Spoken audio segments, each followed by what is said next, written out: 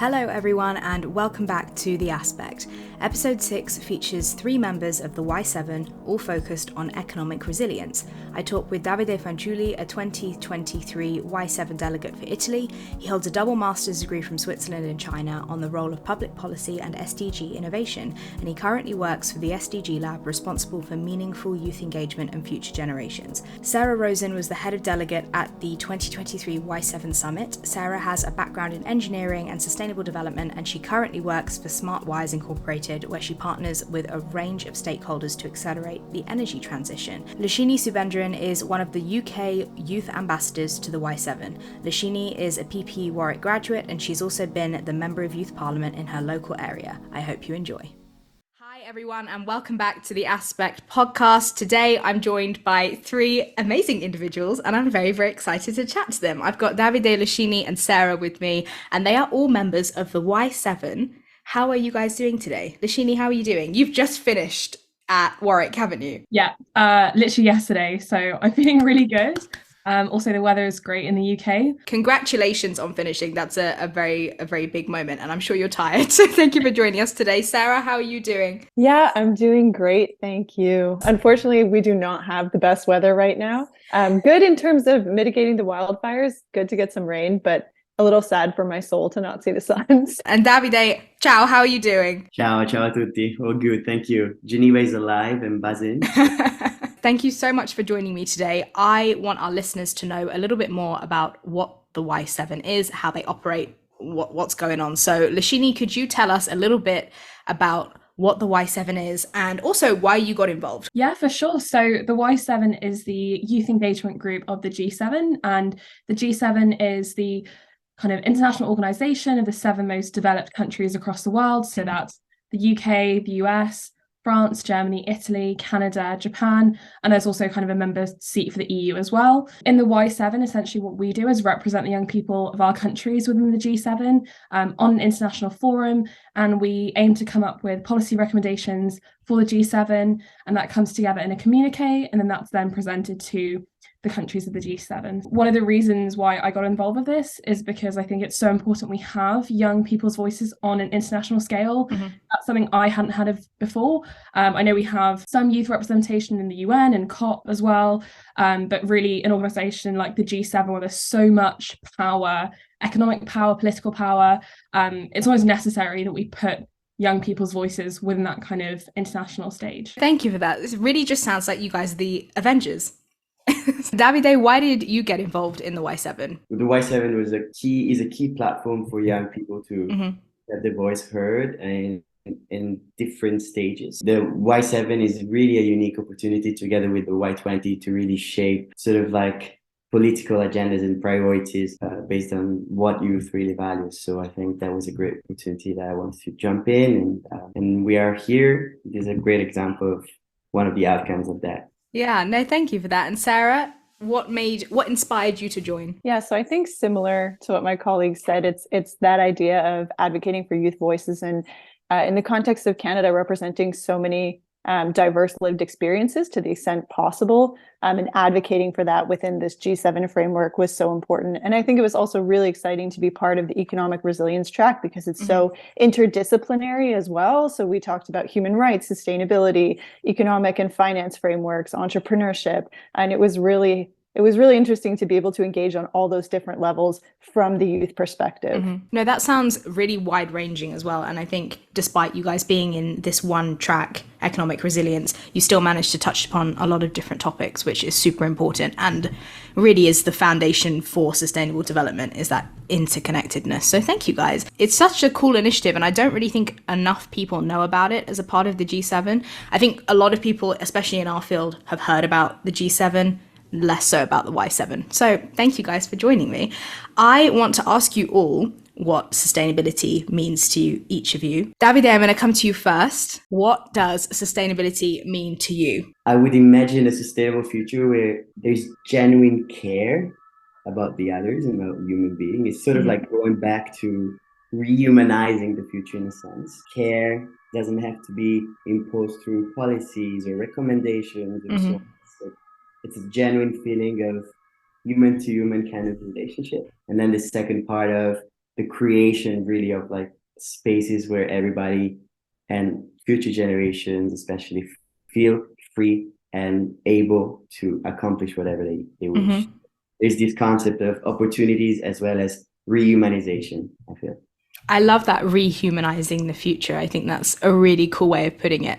Sarah, what about you? What does sustainability mean to you and sustainable futures? Yeah, it's a great question. It's funny because my background is in engineering and sustainable development, but I find that the more that I read and listen and think, the less that the word resonates with me altogether. And the more that I move towards the concept of harmony, which is infused with love at its center, because I think, so this was the one piece of research I did before this, is I looked at the definition of sustainability, which is to maintain a certain rate or level. And Loshini and Davide, you'll laugh at this. The example that was given in the dictionary was economic growth, and which was a contentious point in our negotiations.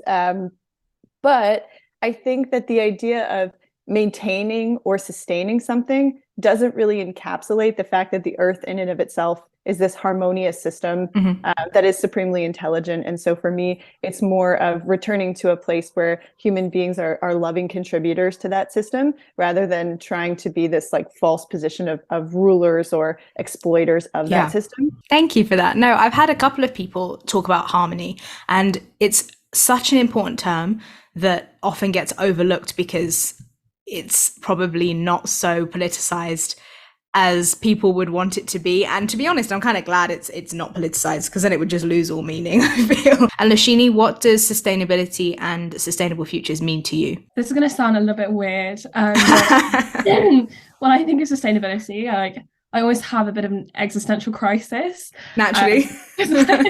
I forget that we are so much bigger than who we are right now.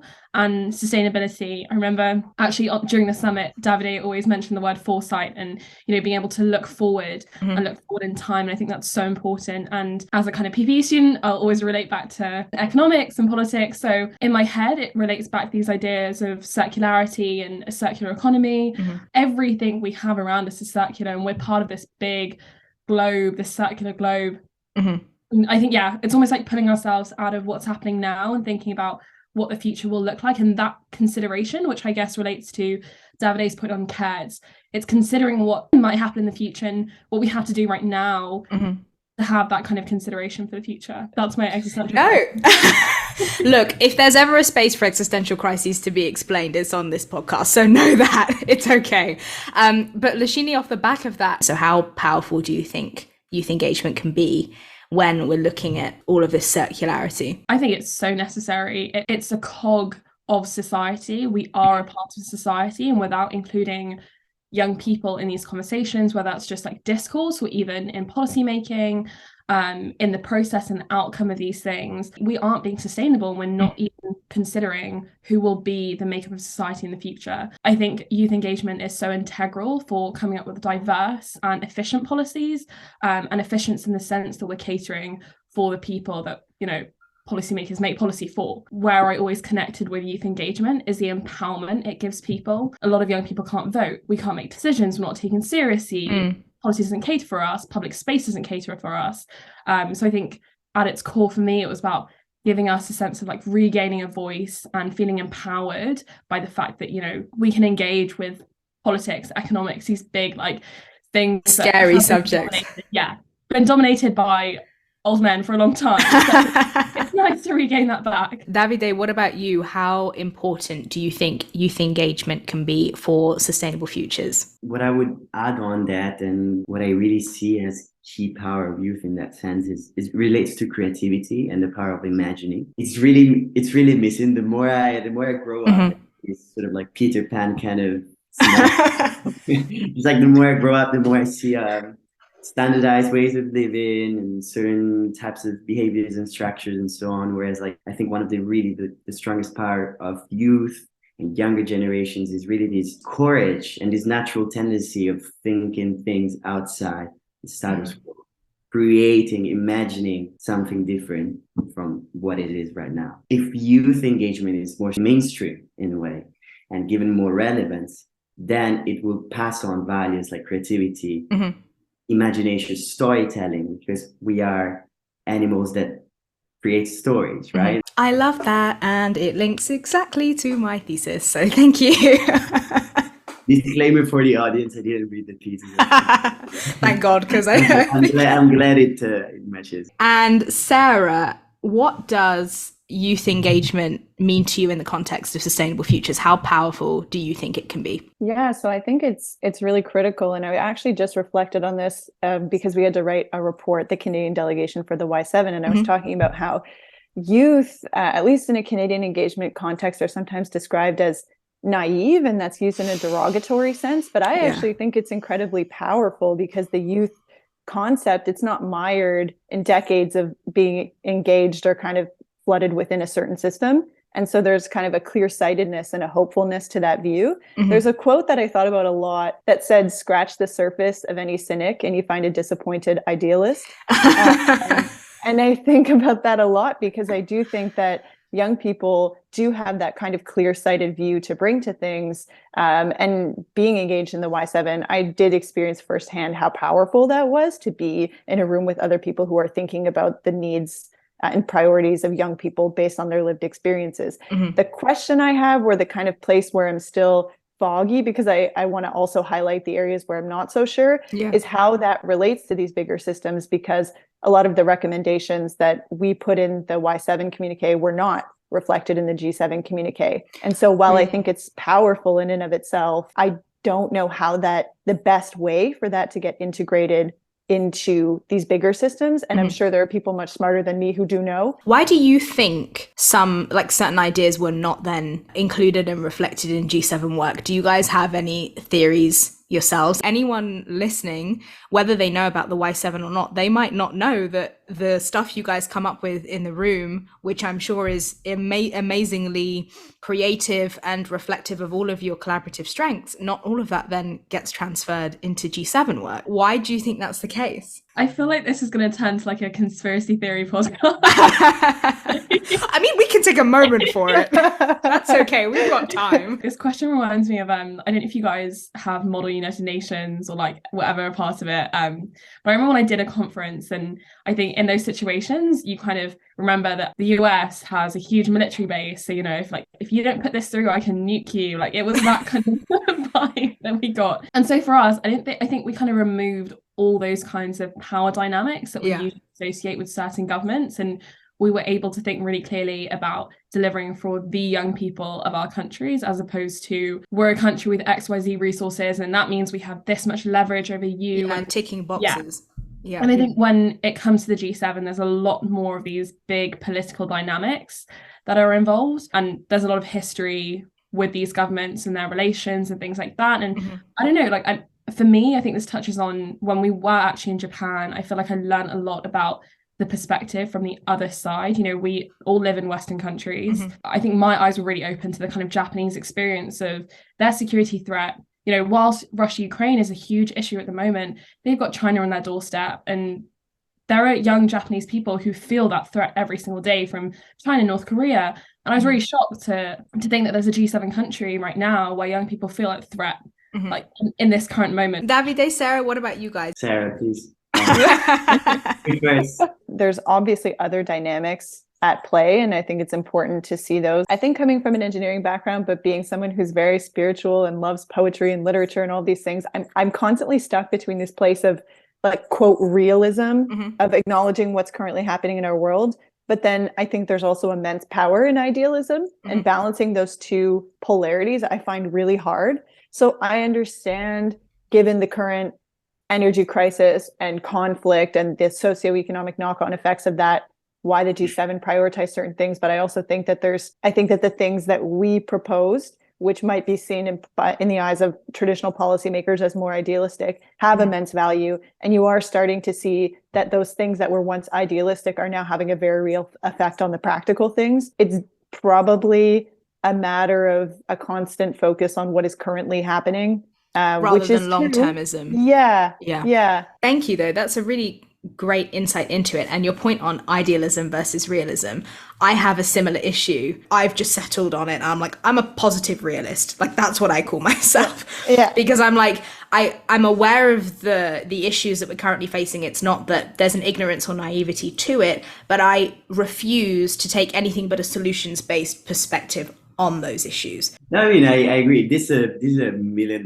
question, right? It's not really a real answer, but I really see your point, Sarah and Chef and on the fact that most of the time, long-termism is somehow associated with idealism, whereas short-termism is related to realism. You've knocked the nail on the head there. Yeah, that's right. So when approaching sort of like the intergenerational debate, the realism of short-termism is often associated with maybe older generations, I would say, I dare to say, whereas young people are often seen as these idealistic, romantic kind of views. So I think a lot of the proposals that we try to move forward through the communique pertain to that realm, but they were speaking to an audience that belongs to another realm. And at the same time, though, doing a bit of sort of like constructive criticism, as young people, we want, despite thinking long term, we want to act fast. Yeah. So there are different like existential paradoxes there, I think. I love having these conversations because everyone's on the same page. Thank you, guys. Now it is time for the rapid fire question round with my 3 Y7 guests. I'm very excited to hear all of your insights and your answers to these questions. As always, I will never judge what you say, but our listeners might, and that lies in their hands and their hands only. It's game show time. Loshini, what's your favorite TV show?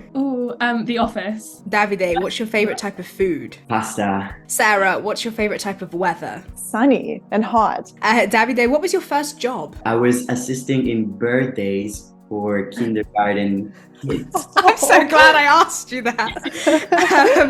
Loshini, what's your favorite hobby, like your go-to hobby? Trying loads of different types of tea. I stand. Yes, thank you. Yeah. Sarah, wine or chocolate? Oh, chocolate. Correct answer.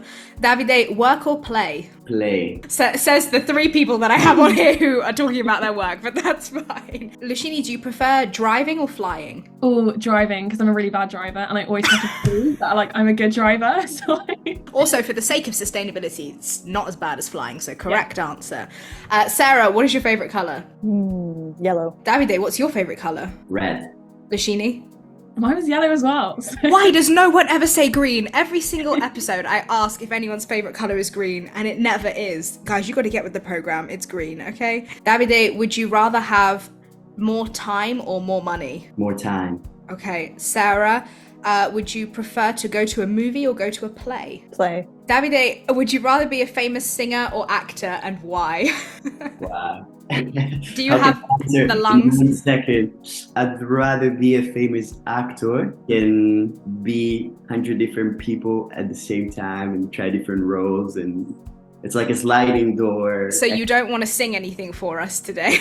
No, I would rather. I know it's going on Spotify, but Loshini, do you prefer living in the city or the country? City. Okay, are you in London? I'm a London girl. That's why, London girl, all the way. And Sarah, would you rather fly or have super strength? Ooh, fly. Carbon neutral. Thank you for stipulating that. Because we've heard from Sarah already, Davide, are you more of an optimist or a realist? Say I'm an optimist. Loshini? An optimist. I think you've got to be. You have to be. The optimist club over here. Loshini, would you rather work on a puzzle or play a board game? I want to say board game, but I'm really competitive. So. Okay. Like Monica from Friends. Yes, I understand that. We'll end on Davide. If you could travel back in time, what period would you go to and why? So I really love art, and I'm really proud of my country, and I see Renaissance as a great time to travel back to. Thank you guys for taking part in the rapid fire question round. Right, so for the last part of our chat today, guys, I want to talk to you a little bit more about your work in the Y7, about what you guys are doing as individuals, and how you are working towards these different sustainable futures that we have been talking about. So, Sarah, I'm going to come to you first. Please tell me how you're working towards sustainable futures with your own work. Yeah, so it's an interesting very multifaceted landscape, I would call it, which is a kind of diplomatic way of saying random background together. I do really believe in kind of combining, rehumanizing, to use Davide's word, and the engineering profession, which I think at its core is very much related to people and is inextricably tied to humanization. And in my job, I work in the energy transition. So we work with utilities at a technical level, as well as governments and policy regulatory bodies to accelerate the energy transition by implementing grid enhancing technologies. So kind of making your grid itself smarter, which is definitely a bottleneck in terms of renewable energy penetration. And then obviously working with the Y7, working on the economic resilience track to kind of develop these economic policy recommendations that are human-centric, that reflect the lived experiences of G7 youth as well as global youth. The most important work I'm doing is in my own heart and mind. So a lot of reading, a lot of thinking and reflecting and rehumanizing my own experience, as well as I think is very important as a person of settler ancestry who is living in North America, to think a lot more about how my mind is colonized, and thinking about the indigenous wisdom that was lost through violent colonialism as well. So doing a lot of thinking and reading on that front and how sustainability relates to indigenous knowledge and wisdom in a North American context. Learning about history and making sure that we decolonize how we think to move forwards, that's super important. I think that's a really important point that you've raised. And just to add a little bit to that, in what I'm reading and understanding about indigenous cultures within North America, a lot of these societies did exist in harmony before the colonialists arrived. And so in a sense, looking at how do we unlearn certain things, because there were these systems in place that were completely harmonious and successful. I was having this conversation with Nolita from the Club of Rome on the previous episode. We were making this point that we talk about, and we being the sort of political and international current affairs arenas, talk about emerging and young countries.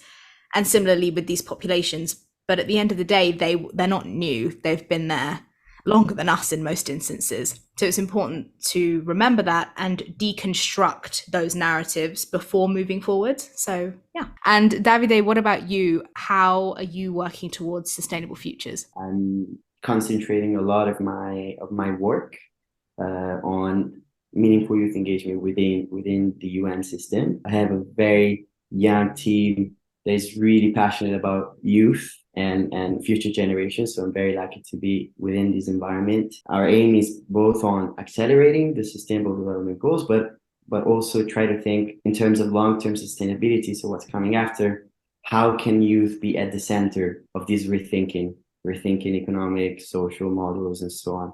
So we really work a lot with youth in different universities and other academic institutions, and not only within this rethinking exercise. So like leveraging on their imagination, their creativity to see where to start to build something new or where to start to adjust. I think a powerful approach that we're using is really this intergenerational dialogue. So we're not only focusing on working on youth, but try to merge sort of the conversations that are happening. Yeah. And then of course, like this translates also into my personal sort of like experiences and initiatives, Y7 being one of that, and trying to promote these kind of messages. I really love what you said before about optimism and positive realism kind of way. There is hope, things can change, where to start, right? You heard it here first, folks. Davide said, there is hope.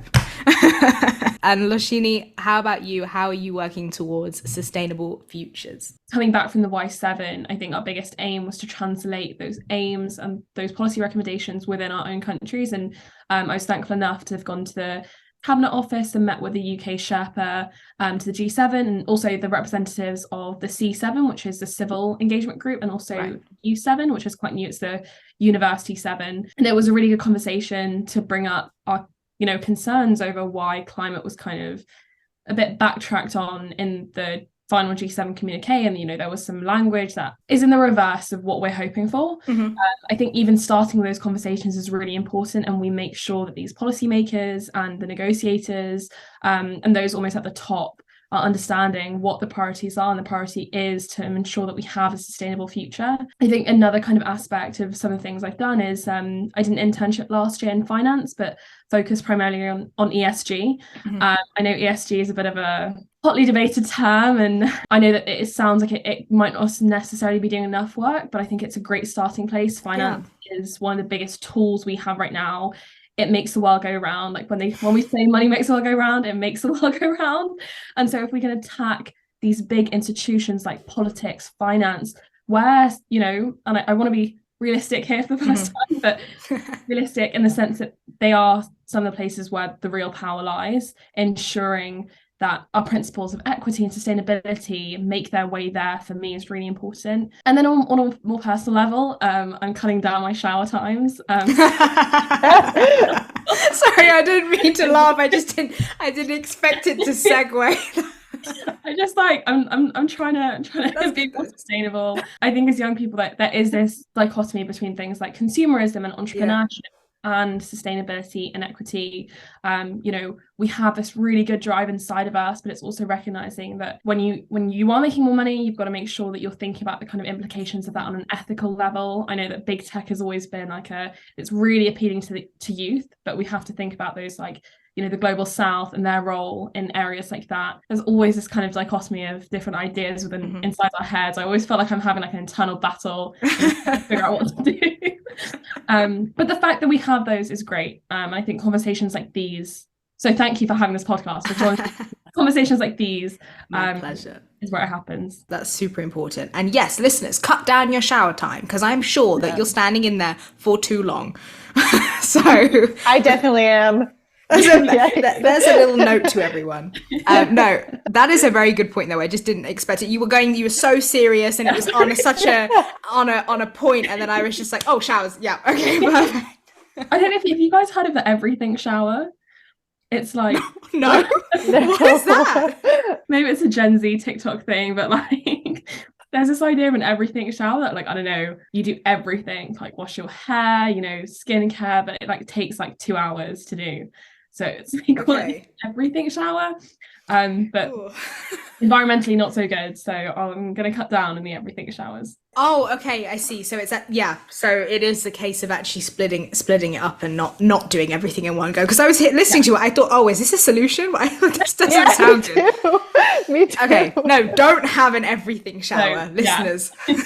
I thought you meant just shower once every 2 weeks. Don't do that either. That's the other extreme.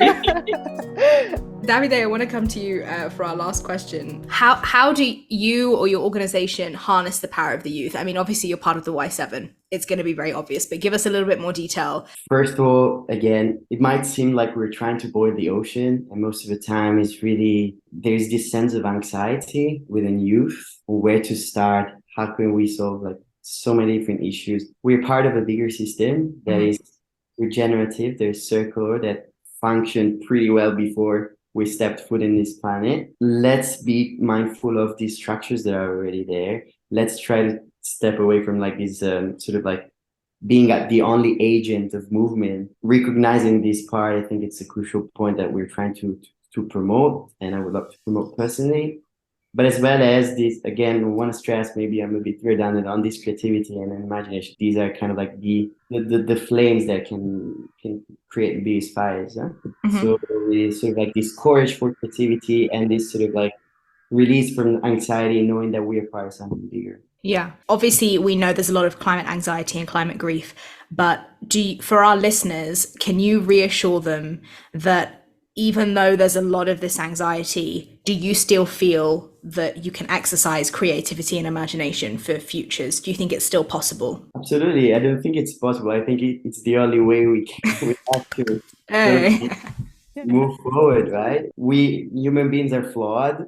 We are not perfect. We saw it. We created all of this. If we don't think different, and if we really don't leverage on creativity and imagination, how can we ever do something. Imagination, I see imagination and really like courage and confidence in this as the only sort of like way to move forward. And Sarah, I'm going to come to you next. How are you harnessing the power of the youth in your work? Yeah, it's a great question. And I think it's, to be honest, in my professional life, I think it's a little bit more challenging, both being the youngest person on my team by many years, several years. I'm not quite sure exactly. Some years. I think it's more of a neutral approach in the context of, renewable energy benefits everyone. And so I would say my youth engagement more comes from my work in the Y7. And so I think part of that was doing a lot of consultations with different young Canadian people to make sure that the aggregate of those voices were heard. And so we did a survey as well as consultations with many, I think over 10 different kind of Canadian youth groups at the different intersections as well. And so I think that listening, but then taking actionable steps based on that listening was a really important part of that. So for example, we did a survey and I tried to align what I was really kind of advocating for in the Y7 really based on that to make sure that young Canadians felt seen and heard in that process. So I think that was a really big piece of it, that kind of active listening and then taking actionable steps based on that. But I think now it's kind of the continued process of relationship building and engagement, because I know it sounds a little bit, maybe a little bit more fuzzy and less tangible, but I do think that love is really the guiding force here. And so having built the relationship with those stakeholders, with these different Y7 colleagues, I think carrying that forward. Having your people to go back to and sustaining relationships in life in general is all a part of well-being, and well-being is a part of sustainable development. It all links. And even with your career in engineering, I would argue that you're still harnessing the power of the youth just by being the youngest or one of the youngest members on that team, because that means that your voice is being listened to, hopefully, in those rooms. So thank you for that. And Loshini, please tell us a couple of things about how you are harnessing the power of the youth. I think so, like, firstly, with the Y7 work, I completely resonate with what Sarah was saying about engaging with young people and really trying to deliver for them. And so when we come back to when we did arrive back from the summit, it was about engaging post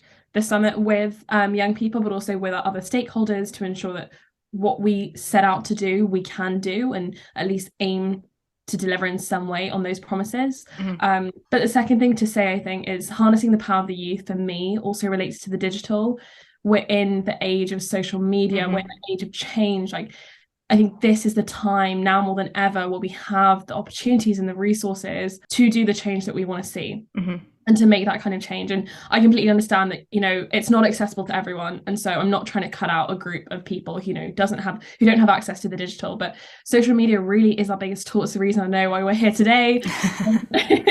It's the reason why, we've been able to produce so much change. And I think hopefully that's a beacon of hope for a lot of young people that might feel like, there's an issue that they feel they want to do something about, but it's about recognizing that we are here and something can be done and we do have a voice, and harnessing the power can be through social media, but putting that into practice. Our traditional ideas of activism have often been around, standing up with a banner during a protest, and I'm here. And even groups like Extinction Rebellion, I think, have slightly warped our ideas of activism and what that means. And it doesn't always have to be very shouty. It can just be having a conversation with your peers, with your family. And as young people, we're often the most confident and we have the voices to do that. My message really here is to say that you have a place. Use that to your best advantage, because there really is so much power in the youth. That's super important. Thank you for that. And I think as well, just re-emphasizing your point to try and use social media for good, because it gets a very bad rep, understandably so in a lot of cases, but there is a lot of power there to be utilized for good. I honestly wish I could just chat to you all day, but I know that everyone's very busy and no one wants to sit here for too much longer. But I think we've had a really cool, insightful conversation. I've really appreciated having all of you on, getting your opinions and your insights. I always find that despite the fact I'm talking about very similar topics with everyone brings something new to the table every single time. And that's why I love doing this. To finish things up on this episode, I want to ask you all for a media recommendation. Loshini, I'm going to come to you first. So mine is a book called Doughnut Economics by Kate Raworth. I'm a lot of Sarah. She's my hero. It's fine. I love her. It's on my shelf right now. I can see it. But it was one of the books that, I don't want to be corny and say it changed my life, but it was one of the books that really opened my eyes say it the first time. Yeah. One of the first lessons I learned from the book was that economics is really based on this idea of a economically rational man, and that's who we think our consumers are and who we think economics for. That's clearly flawed in that, you can see how diverse our panel is today and the makeup of society. So we clearly have to be changing the way we do economics and we do policy making in the economic sphere as well. I think it's a great book and it's very readable as well. And Sarah, what is your media recommendation to our listeners? Okay, I have two. I'm cheating. Go for it. So my first one is a really beautiful book called Braiding, Sweetgrass by her name is Dr. Robin Wall Kimmerer. It's an incredibly beautiful book. And she quotes that it weaves science, spirit, and story in the context of ecology. She's a Potawatomi botanist. It's incredible. And I think it really dovetails on that theme of love and harmony and indigenous wisdom. And it's incredibly beautiful. And my second one is called Climate, A New Story by Charles Eisenstein. And it also kind of talks about how we would reframe climate change if we approached it from a space of love rather than fear. So I think those are just two books that really influenced me in the past 6 months-ish. Yeah, they both sound super interesting. Thank you for that. And Davide, please tell us your media recommendation for listeners. So I'll jump on the train of books. So I think there's the book by Jane Goodall, the Book of Hope, going back to the core of what it means to be human within the planet. Beautiful work she's done, and I really recommend this book. Really, to have, as you said, Chef, to go out there with a lighter, sense of self. Exactly. Things can go well. Thank you, guys. And so my very last question to you all, I ask all my guests for a call to action for listeners. So Sarah, I'm going to come to you first. Please give us your call to action. So my call to action is to do something small that is connected to other people within your community in the context of sustainability. I think sometimes it could become very overwhelming with the scale of change that we need to make.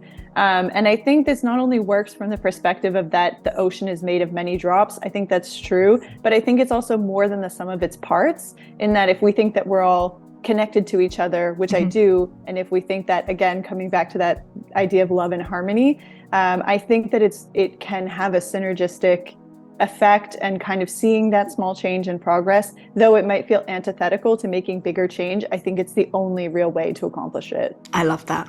And Loshini? I don't know if it's a call to action, but it's also just a recognition that you're doing enough and you are enough, because climate stuff can be very scary. There's always this anxiety of, I don't know what I can do, but also, am I doing enough? There's this huge problem. What more can I do? There's 10 different things. You scroll on TikTok and there's 50 different pieces of information being chucked at you all the time of, the most toxic platform, LinkedIn. Scroll, track my phone across the room. You are doing enough. Even listening to podcasts like this, you're doing enough. That's a brilliant reminder for our listeners. Thank you, Loshini. And Davide? I mean, after these two beautiful for action, I feel like I cannot come with any more perfect words. Be brave. There is hope. Be optimistic. Things can change. Things change all the time. Things evolve. Systems evolve. Whether with us or without us, things evolve. We are here. So let's try to spin this evolution in a way that is conscious, that is ethical, and that is considering that we're part of something bigger. Guys, I'm gonna cry. Why do I feel emotional? I know why I feel emotional. Me too. No, thank you guys. That was such a lovely way to end that episode. I feel so wholesome. I feel like I've made friends. Me too. I really like to think that maybe if even one person listens, they might leave this episode feeling a little bit lighter and a little bit happier than they did before listening. And that's all down to you guys. So thank you so much. Thank you as well. I definitely feel a greater sense of energy and love, which I think is the whole point. So Exactly. I'm so happy to have been here. Yes, thank you, Chef. This was great. Very much needed. Listeners, I hope you've enjoyed this episode. It'll be a little bit longer, but I hope you can understand why I did not want to cut off anything that these amazing individuals had to say. So we will see you next time on the Aspect Podcast. But for now, goodbye. Take care. Remember, you're doing enough. Be brave. Turn to love. Thank you, guests, as well. Hi everyone, thank you for listening and watching episode 6 of the Aspect Podcast. Please like, follow and subscribe on your favourite listening app. You would make me very happy. Be sure to follow me on Instagram, Twitter, TikTok and YouTube. All of the socials are in the podcast description and are now available on the website. Visit the-aspect.net to keep up to date on all things The Aspect. Take care of yourselves. I'll be back soon.